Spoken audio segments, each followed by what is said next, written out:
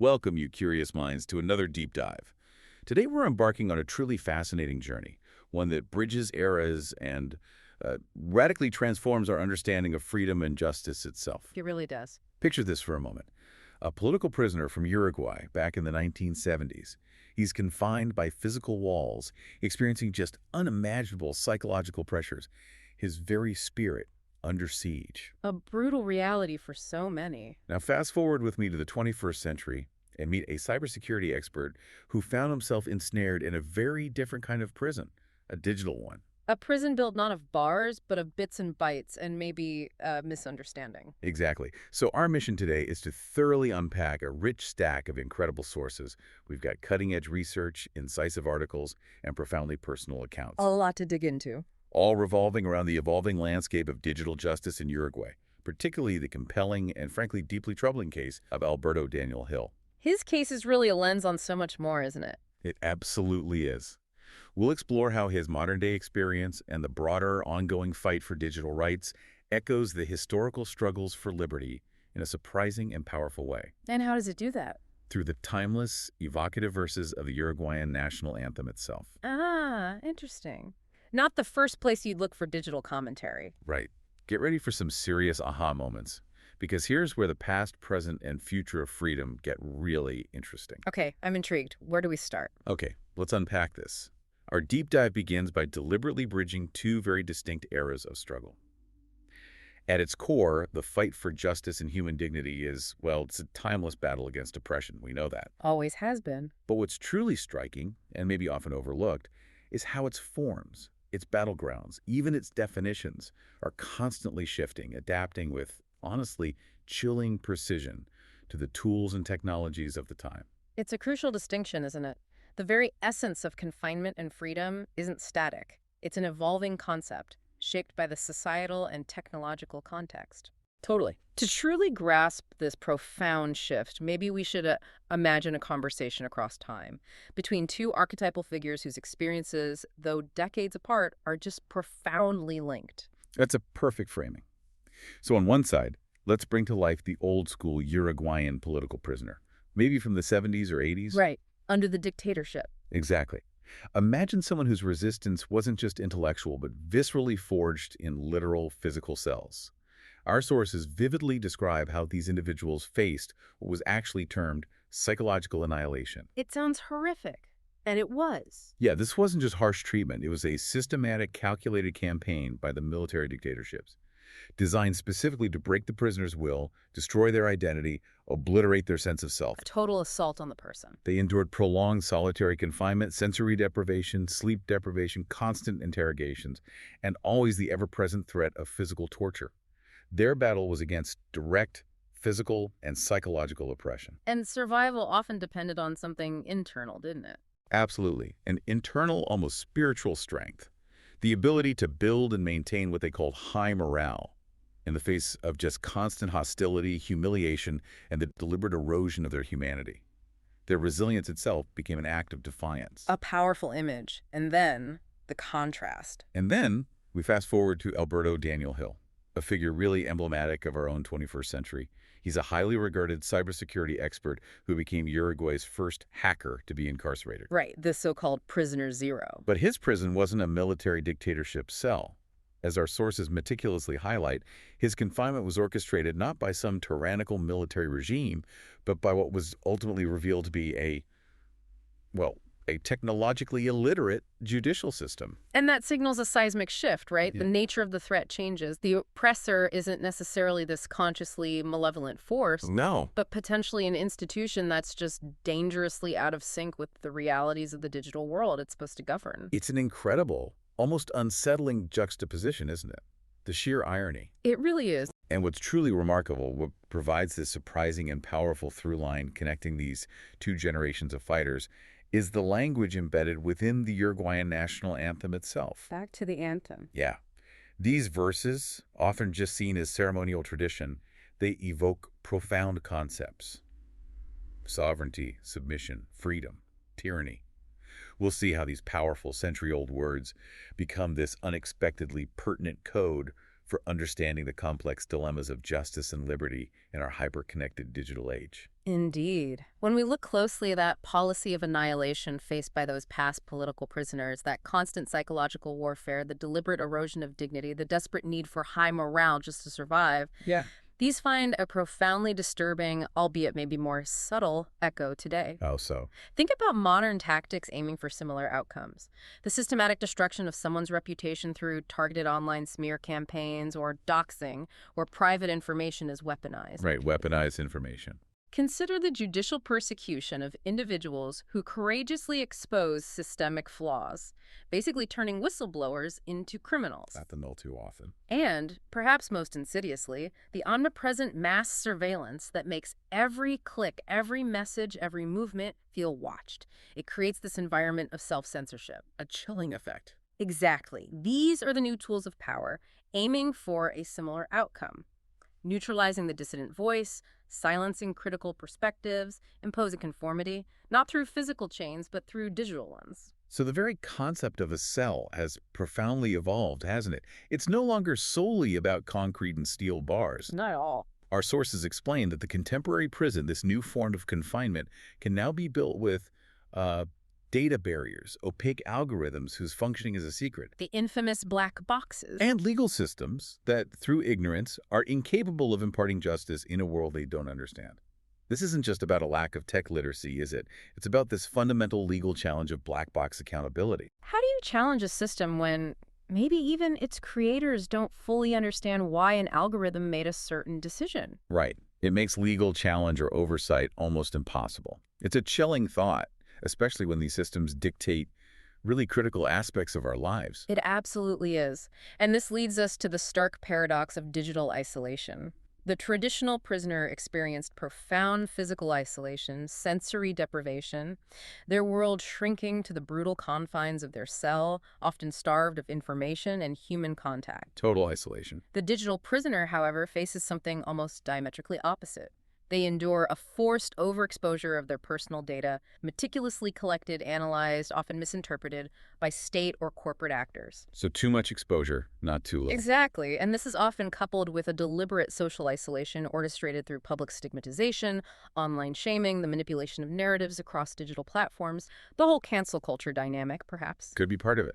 So the battleground for freedom shifts dramatically. It moves from the physical confines of the prison yard to the intangible realms of cyberspace, to the server rooms where our data resides, and most critically, to the courtrooms where legal precedent just struggles to keep pace with technological reality. And in this new arena, technical knowledge becomes this dangerous double-edged sword. Absolutely. It's both a powerful weapon for defense against false accusations and, ironically, the very evidence used against you by a system that fails to comprehend its nuances.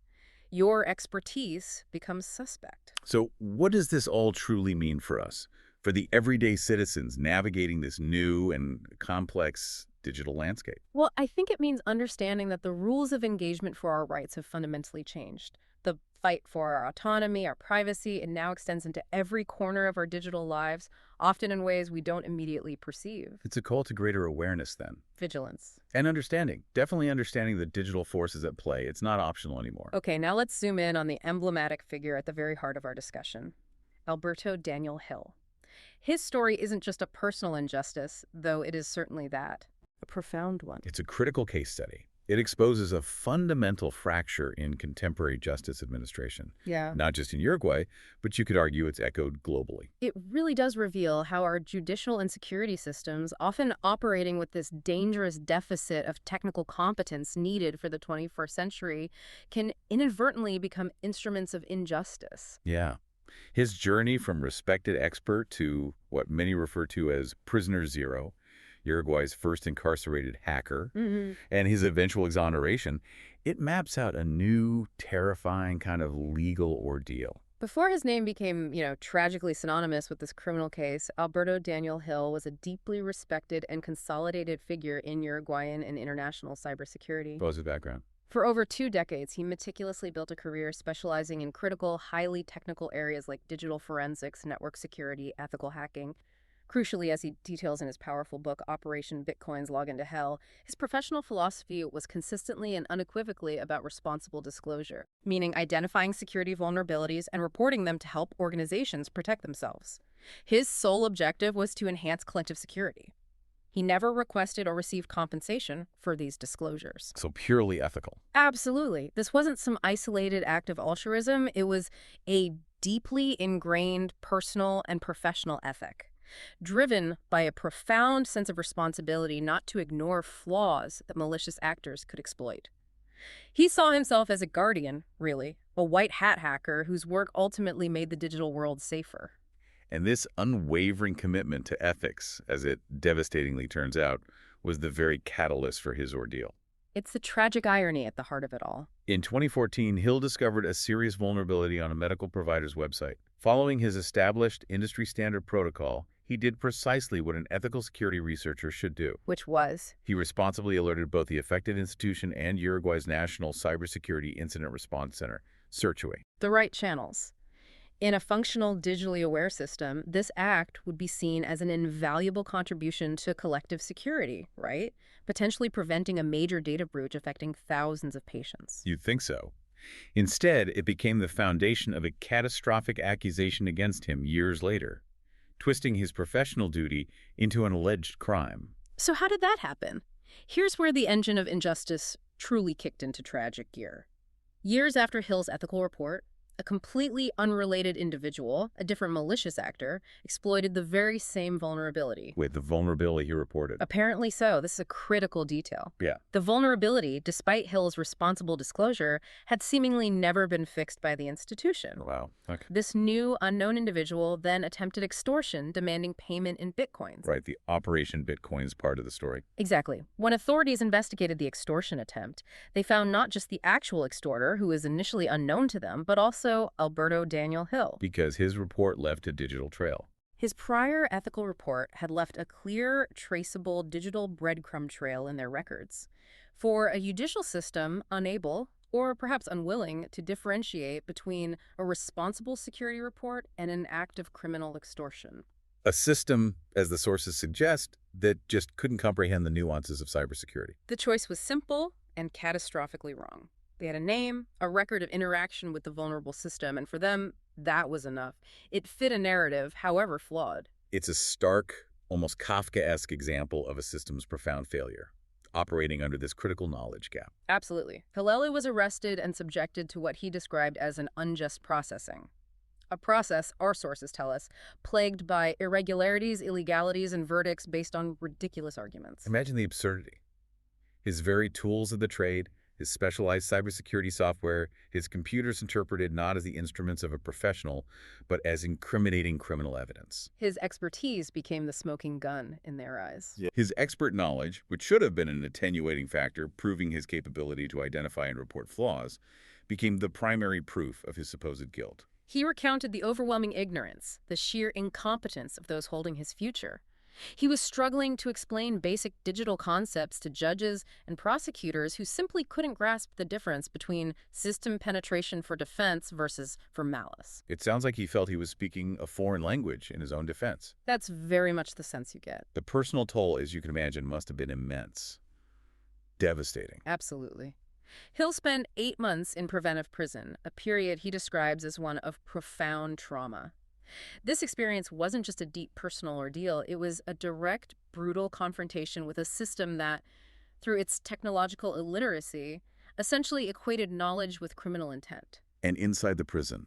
Inside, he faced the harsh reality that justice often seemed to depend more on economic power than on truth. He vividly recounts moments where, seeing others leave simply because they could afford better legal representation or pay bail, he realized the profound class bias embedded within the system. That must have been incredibly demoralizing. He said in his book something like, "If I have money, I can go home. If I don't have money, I have to forget about leaving here." This period was a brutal turning point. It revealed to him the immense vulnerability of any citizen facing a system ill-equipped to adequately investigate, understand, and justly adjudicate cybercrimes. It exposed the stark truth that simply being right or ethical wasn't enough. when faced with institutional ignorance. Precisely. Thankfully, after nearly 4 agonizing years of legal battles, the case was finally closed in early 2022. Yes, eventually. Alberto Daniel Hill was completely cleared of all charges, with no criminal record whatsoever. A vindication, definitely, but at what cost? Exactly. His legal exoneration, however, could not and did not erase the deep scars of his experience. But in a truly remarkable act of transformation, Hill channeled his trauma, his indignation, his profound insights into a powerful act of resistance and testimony. Through his book. Through his book, yes. He meticulously wrote Operation Bitcoins, Log into Hell, not just to tell his personal harrowing story, but to thoroughly document the systemic failures, the misunderstandings, the legal loopholes, the institutional ignorance that led to his unjust imprisonment. So it became more than just his story. Much more. This experience fundamentally catalyzed his conversion into a passionate advocate for the universal right to knowledge, recognizing with new urgency that digital access, digital literacy, comprehensive education, they're no longer luxuries. They're essential tools. Crucial tools for personal growth, for economic opportunity, and most importantly, for defending one's fundamental rights in modern society. He became this critical voice, warning that his story is a stark reminder of the dangers of a judicial system that has not kept pace with the technology of the 21st century.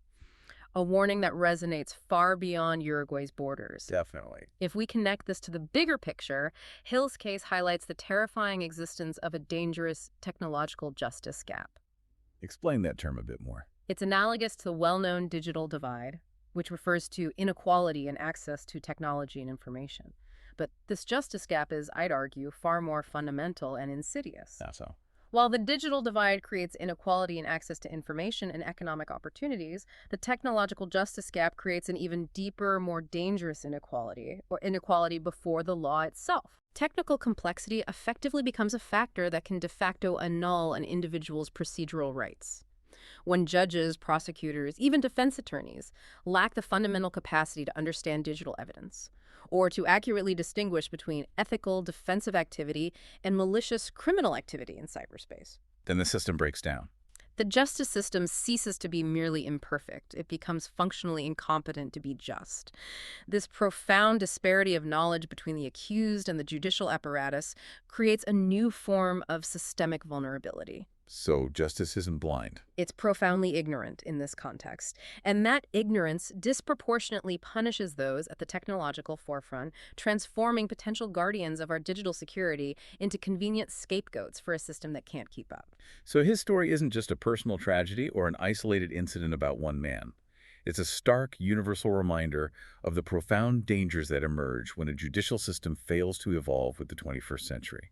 It's a wake-up call for us all, really, forcing us to consider the very foundations of justice in an increasingly digital world.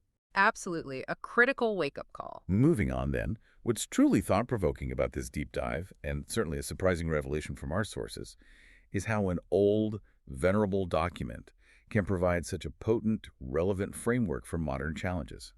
We're talking, of course, about the Uruguayan National Anthem, written by Francisco Acuña de Figueroa way back in the 19th century. It's truly remarkable, isn't it?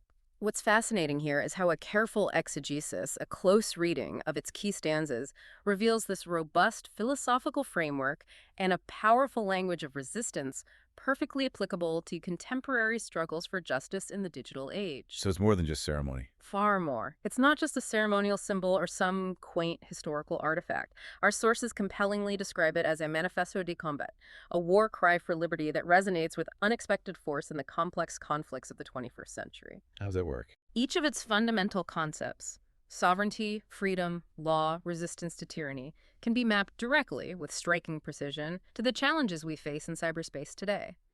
It provides this timeless lens through which to view our digital future. Okay, let's break that down. Start with that iconic rallying chorus, Orientals la patria o la tumbas. Orientals, the fatherland or the tomb. Historically, this presented an absolute existential dilemma to the people of Uruguay. A stark choice. National independence against brutal colonial domination. It was about making an ultimate choice between self-determination or utter annihilation. And in the digital age, the stark dilemma manifests as digital sovereignty. Digital sovereignty, what does that mean in practice? The digital homeland, if you were, represents a technological ecosystem where a nation maintains genuine control over its critical data, its communications infrastructure, and importantly, possesses the capacity to legislate and enforce its own digital space. So digital self-rule. Exactly. It's the aspiration for an internet that reflects democratic values, protects its citizens' rights, empowers its local industries. The digital tomb, on the other hand, is submission to a new, insidious form of colonialism. Data colonialism. Data colonization by foreign tech giants operating beyond local borders and laws, and mass surveillance by powerful, hegemonic states whose digital tentacles reach across the globe. So the choice is profound. Between actively building a truly sovereign digital space, investing in local infrastructure, developing independent digital capabilities, or passively accepting a subordinate digital existence where fundamental decisions about privacy, economy, security, even culture are made by foreign corporations and governments, often with little accountability. Digital self-rule or digital subservience. Then there's the powerful, almost visceral cry that ignited a revolution. Libertad. Libertad orientades. Liberty, liberty, orientals. A powerful call. Historically, liberty was the cry that saved the homeland, igniting sublime enthusiasm for independence and inspiring generations to fight for freedom of expression and self-governance. And today, this fundamental human right faces unprecedented and complex threats in the digital realm. Censorship is no longer just a clear-cut state prohibition, easily identified and resisted. It's more subtle. It has become algorithmic and corporate.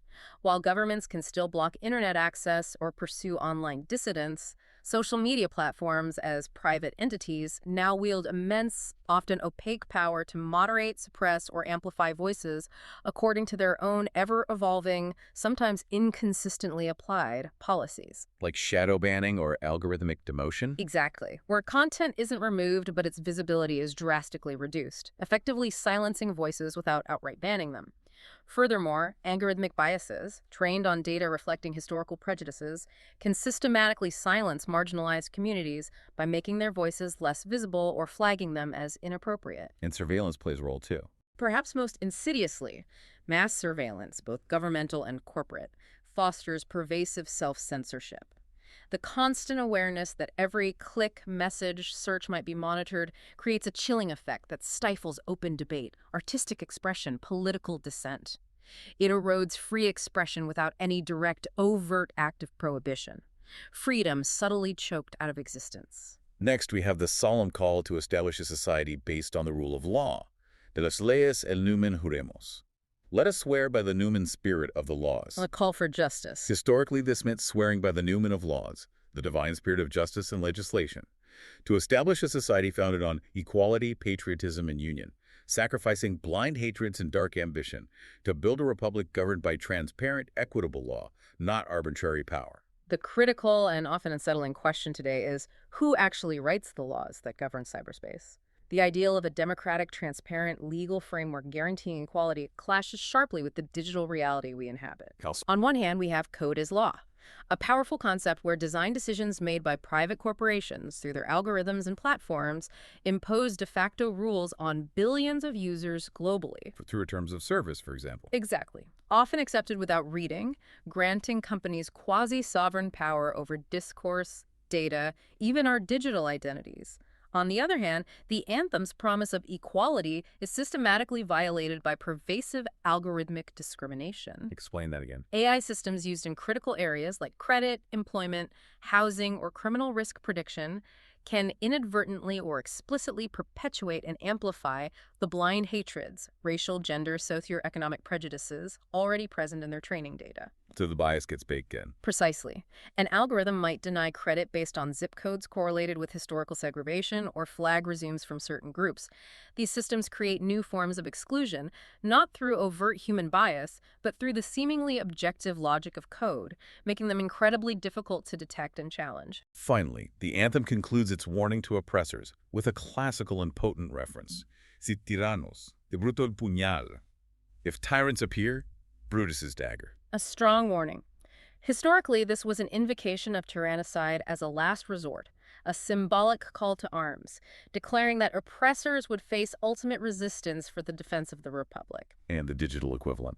Today, this digital Brutus's dagger is not a physical weapon, but a powerful metaphorical arsenal of technological tools and tactical approaches developed to resist digital tyranny. Such as? This includes powerful measures like end-to-end encryption, an essential shield protecting the privacy of communications against surveillance.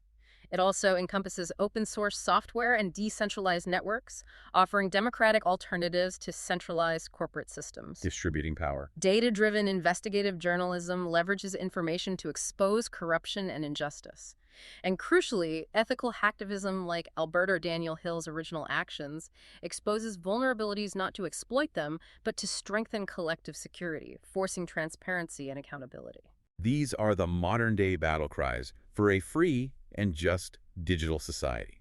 These are the tools you have at your disposal to defend yourself, assert your autonomy, and demand accountability from the new digital powers shaping your world. It's about taking that historical cry for liberty and translating it into actionable, informed steps in the digital age, empowering yourself in this ever-evolving landscape. Okay, so Alberto Daniel Hill's emblematic case, as compelling as it is fundamentally not isolated.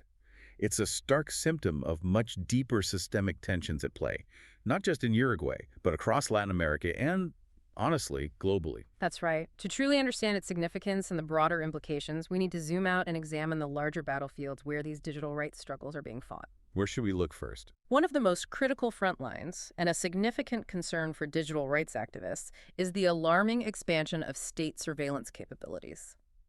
In recent years, Uruguay's Ministry of Interior has significantly expanded its technological surveillance apparatus, consistently justifying these measures under the broad, often unquestioned guise of public security. A common justification worldwide. It is, but its local manifestations, particularly in a democracy, are especially instructive and troubling. And a concerning development here is the widespread implementation of automated facial recognition, or RFA technology.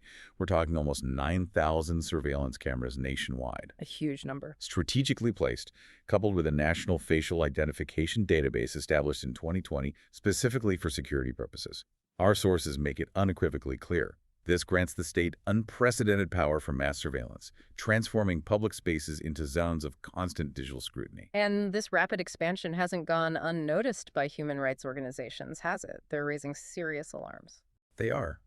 Amnesty International, for instance, strongly criticized this technology, warning about its profound potential to exacerbate existing racial discrimination, a huge concern, and to severely restrict fundamental rights like peaceful protest and privacy. And it's not just cameras, right? There's also cyberpatrouillage. Cyber patrolling.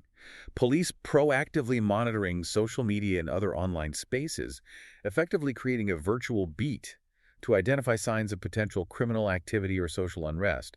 It's not just reacting to crime, it's actively searching for it online. Proponents often argue this is just a natural extension of traditional policing into the digital realm, a virtual beat, like an officer walking down the street, maintaining order. But critics argue, and you can see why, that this analogy is not only misleading, but frankly dangerous. The distinctions are profound. How so? Unlike physical public spaces where our expectations of privacy are somewhat understood, people online often aren't fully aware of the sheer quantity and sensitivity of personal information they expose or how that data can be aggregated and analyzed. It feels different online. Online surveillance can very quickly morph from legitimate investigation into illegitimate police intelligence, conducted without proper judicial order or founded suspicion, directly violating inter-American human rights standards.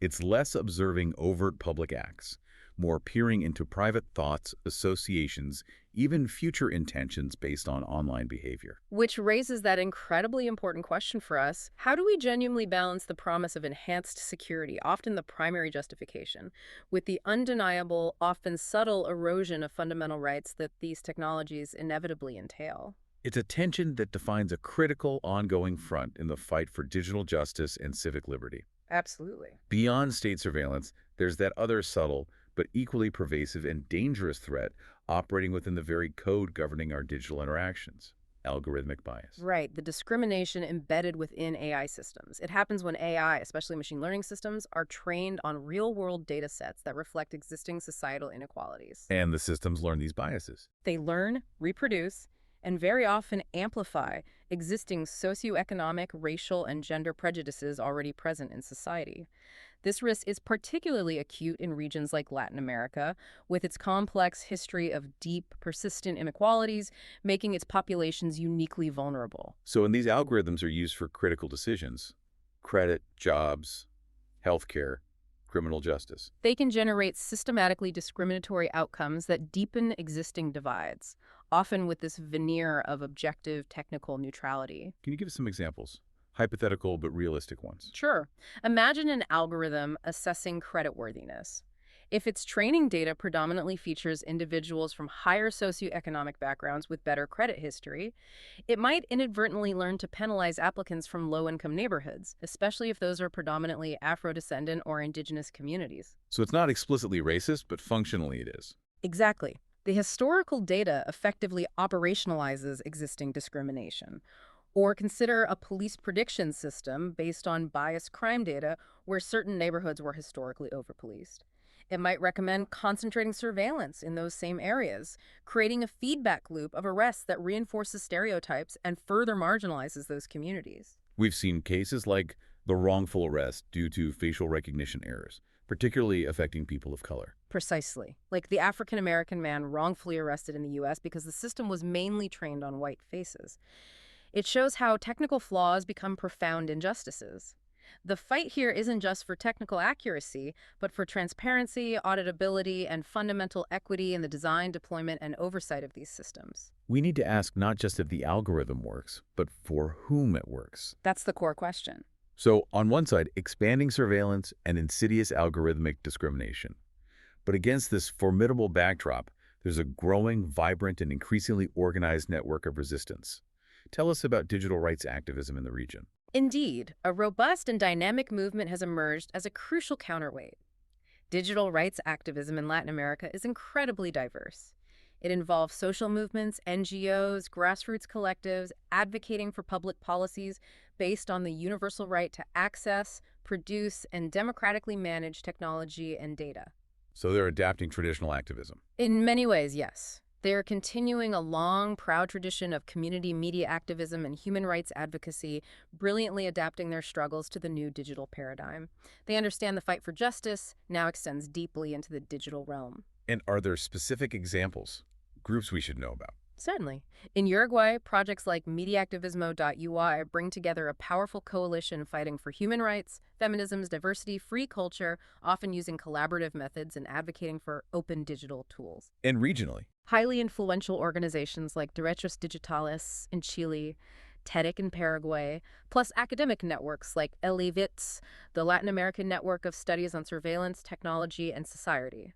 They conduct critical research, influence policy debates, offer vital digital security training for journalists, activists, vulnerable communities. What kind of strategies do they use? They're multifaceted. All right. Strategic litigation against problematic surveillance laws, advocating for rights-centric AI regulation, creating alternative communication spaces free from corporate control, empowering citizens to navigate the digital environment safely and critically. This collective activism embodies that sublime enthusiasm from the anthem, channeling indignation into organized, impactful action. That's encouraging. But here's where it gets really interesting, though. This whole picture reveals a fundamental, deeply troubling contradiction in the digital policies of many states, including Uruguay. What's the contradiction? On one hand, they enthusiastically promote digital citizenship initiatives, technological transformation, innovation, presenting them as the path to progress, economic development, citizen empowerment. Sounds good. On the other hand, often simultaneously, they implement surveillance and control systems that fundamentally undermine the very basis of that citizenship. Privacy, autonomy, freedom of expression. So, giving with one hand, taking away with the other. Precisely. Digital activism, then, isn't some external force. It's an endogenous response emerging from this deep fracture, this inherent contradiction. Its objective is to ensure digital citizenship becomes a genuine reality of rights and freedoms, empowerment and participation. And not just a facade. Not just a facade for a more sophisticated, pervasive, often invisible form of social control that ultimately serves to maintain existing power structures. So we've covered an immense amount today. From the chilling parallels between historical and digital prisons to the very words of a century-old national anthem surprisingly guiding our understanding of these new challenges. It's been an incredible journey through this evolving, often precarious, landscape of freedom and justice in the digital age. It really has. And if we connect this back to the bigger picture, that imaginary conversation we started with between the old political prisoner and the digital prisoner, it highlights a crucial, timeless truth. Which is?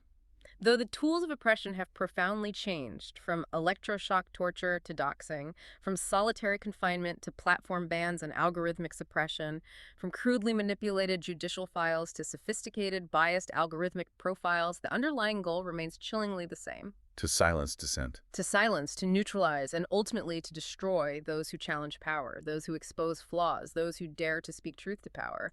And critically, resistance, though its methods adapt with incredible ingenuity, is a historical continuum, a flame of defiance passed from one generation to the next. The struggle is the same, even if the battlefield changes. One and the same, whether the chings are physical or digital. This brings us back to the anthem's powerful concluding verse. Es el alma pronuncia, y que heroicos sabremos cumplir. It is the vow that the soul pronounces, and that we will heroically know how to fulfill. It's not just a historical artifact. No, it's not just a promise whispered from the past. It's a perpetual oath, a solemn vow each generation must renew, adapt, and heroically fulfill against the unique tyrants of its time, whether they wield military might or algorithmic power. So what does it truly mean for you, the individual listener, to heroically fulfill that vow today in this digital age? How do we do that? It means taking an active, informed role in shaping your digital world. It means demanding transparency and auditability for the algorithms making critical decisions about our lives, credit, employment, healthcare, justice. Holding systems accountable. Fiercely defending end-to-end encryption as an essential shield for privacy and dissent, recognizing it not as a tool for criminals, but as a fundamental digital right for every citizen. Protecting the protected. Protecting whistleblowers, courageous individuals like Edward Snowden, who expose abuses of power, often at immense personal cost so the public can be informed.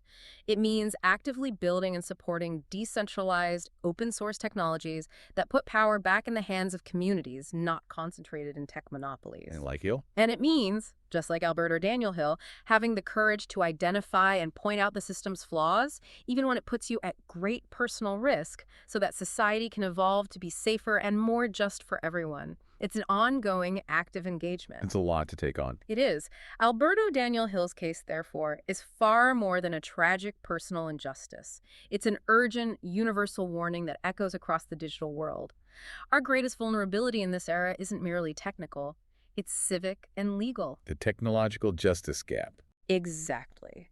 If we don't actively work to close these gaps through deep, continuous training and education for judges, prosecutors, legislators, and indeed for all citizens, if we don't establish robust, democratic, rights-respecting legal frameworks for AI and surveillance, and if citizens don't actively claim, understand, and defend their digital rights, we face an existential risk to our democracies and our freedoms. The stakes are incredibly high. The dream of a digital homeland, that truly global space of free knowledge, democratic expression, authentic human connection, boundless opportunity, runs the imminent risk of becoming its chilling opposite. A digital tomb, a global panopticon of pervasive control, constant surveillance, imposed conformity, all enforced by opaque algorithms and unchecked power. The choice, as it was 2 centuries ago for the people of Uruguay, is still profoundly ours to make. What steps will you take to ensure your digital future is one of sovereignty and self-determination, not subjugation and control? A question for all of us. Until next time, keep exploring, keep questioning, and keep diving deep into the complexities of our ever-changing world.